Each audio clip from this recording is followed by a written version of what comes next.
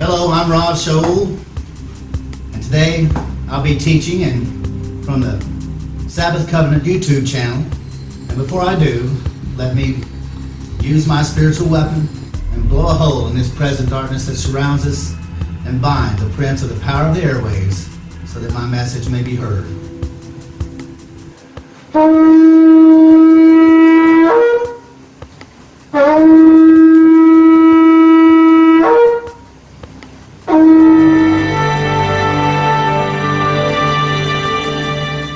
Hello, I'm Rob Scholl, and you're watching the Notes Report. Today we are going to deal with Revelation chapter 4 and what John was shown, and see if it is tied into the heavenly scroll like we did with the book of Daniel. And we're going to kind of combine those two books as Daniel laid the master time frame down, and then John comes in and fills in the blanks. But first, let me give this little introduction to chapter 4 before we dive in. Chapter 4 is describing the Enoch Zodiac, which is called the Heavenly Scroll, with the throne in heaven in the middle to establish that is the source of this revelation.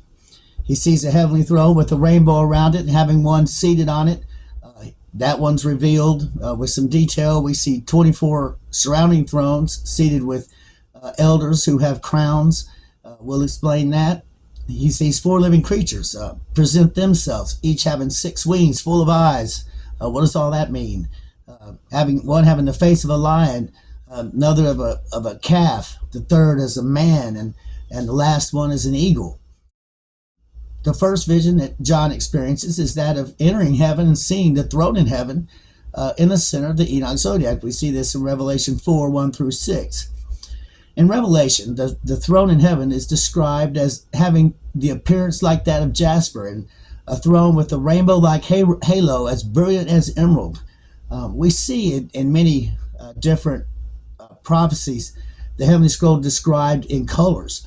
We're going to look at all those colors, not just in what John saw, but what Ezekiel saw and Isaiah, some of the other ones who described the heavenly throne and colors that surround it. And around Yahuwah's throne, there are 24 other thrones on which sit elders in white robes. And from the throne comes thunder and lightning. And in front of the throne, the author sees 7 torches or candles and a sea of crystal. What is all that? And how does that relate to what we know about the heavenly scroll?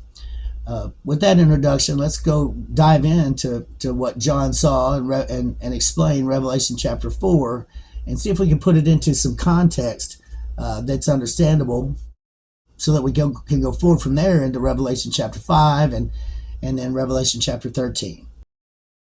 Dive in, John chapter 4, and start breaking it down. Verse 1, after this I beheld in my vision. Now, vision here is Strong's 2372, which means behold, envisioned, in visions.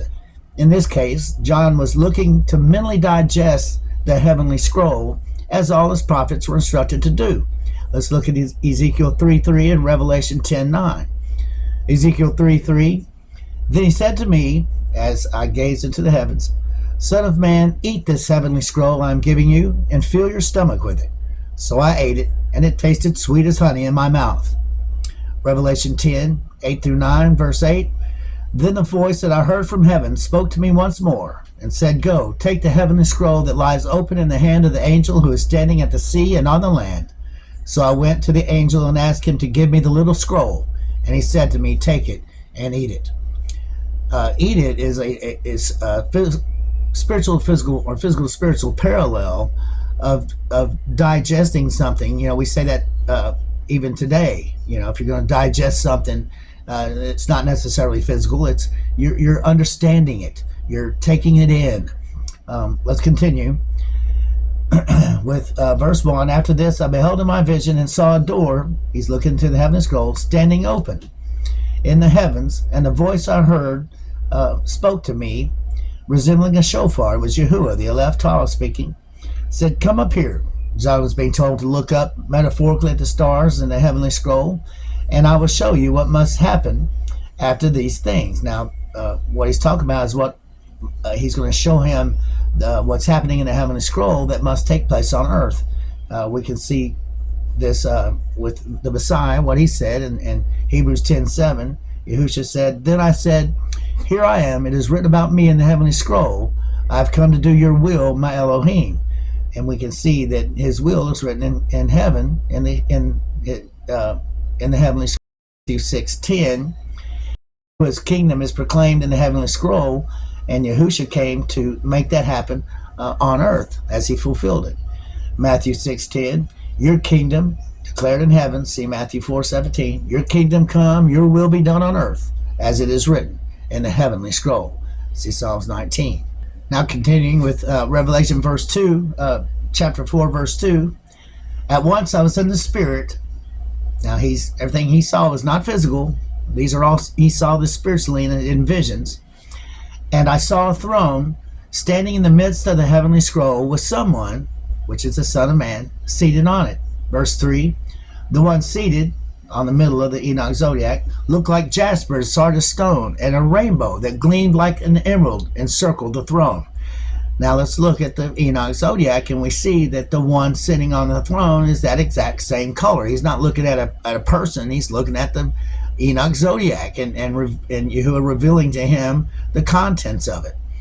We can see here in the image that there's a rainbow throne, and it's the color of emerald, and the one seated on it is the color of jasper and sardis stone. This is what he's viewing. We can see that the rainbow that surrounds the throne represents the chosen few who are called out of every nation and every tribe and every color. It's the color of the rainbow. It's what a rainbow means, actually, regardless of what it's been hijacked to mean in today's woke society. That's not what the rainbow stands for. Revelation 7:9. After this I looked before the throne in heaven, and behold, he's seeing again a vision of the Enoch zodiac, a great multitude that no one could number, from every nation, from all tribes and peoples and languages, standing before the throne. That's what the rainbow represents. And before the Lamb, clothed in white robes with palm branches in their hands. Now let's continue with verse 4.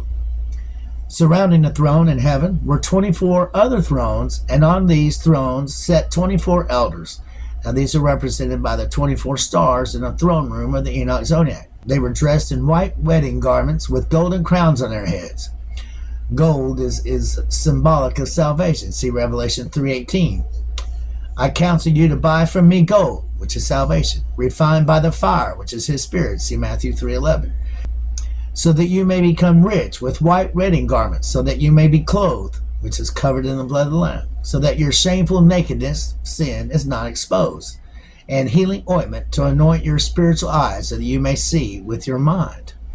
That's the purpose of the Yahushua covenant.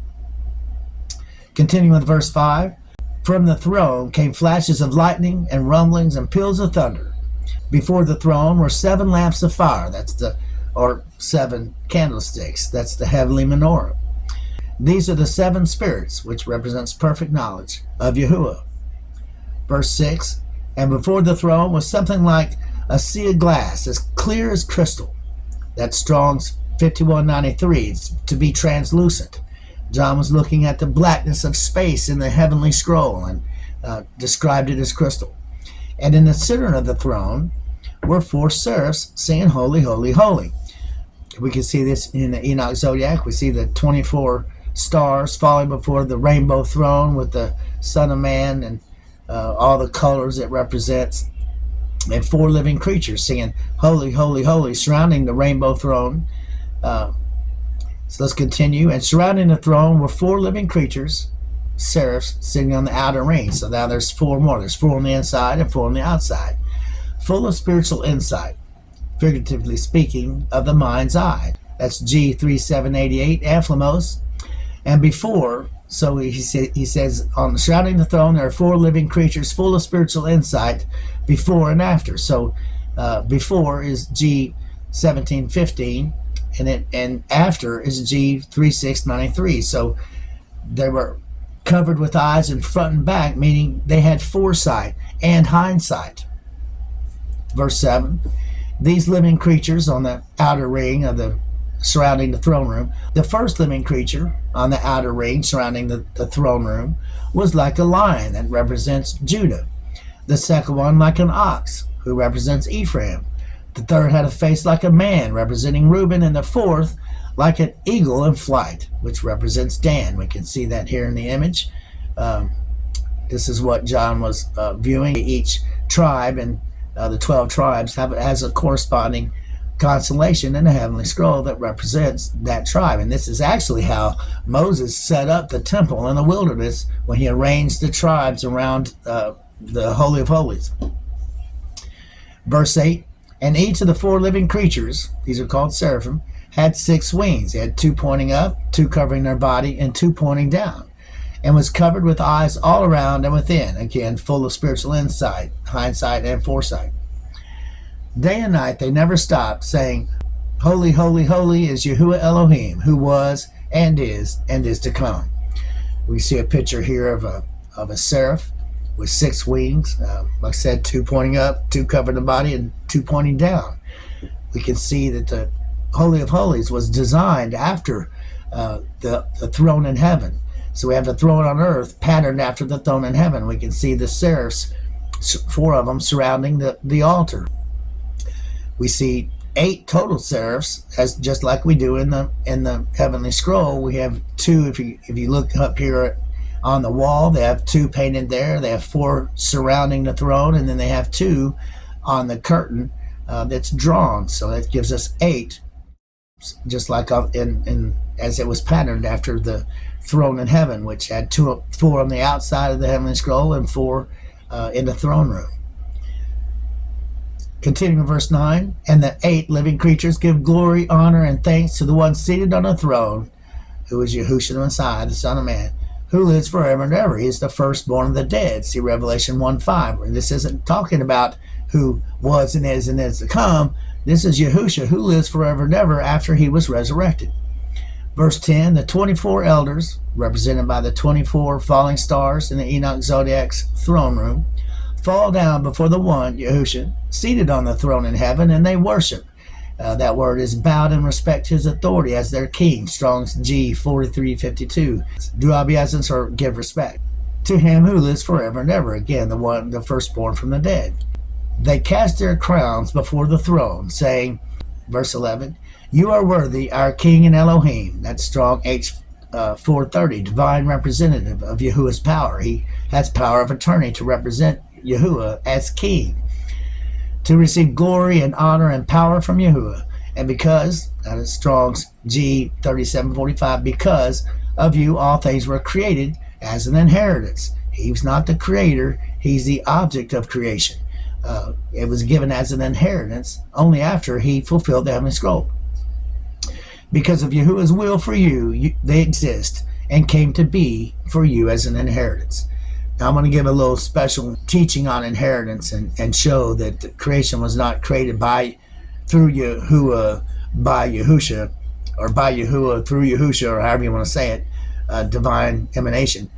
It was created for Yahusha by Yahuwah as an inheritance, and it was given to him only after he fulfilled the heavenly scroll, as we will see. This has been Rav Shaul. Stay tuned for the next video. In Revelation chapter 5, we'll continue the study of the heavenly scroll and its contents. Hallelujah, Yahuwah. This has been the Notary Report.